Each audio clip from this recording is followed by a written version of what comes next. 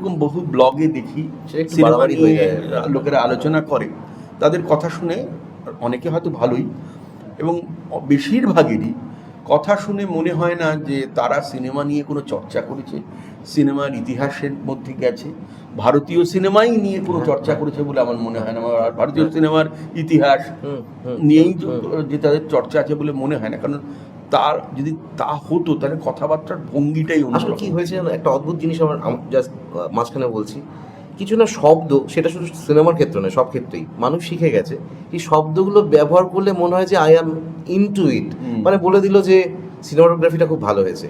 What is cinematography? What is cinematography? এই জন্য আরেকটা কথা খুব শুনি, কালার কারেকশন খুব খুব ভালো হয়েছে।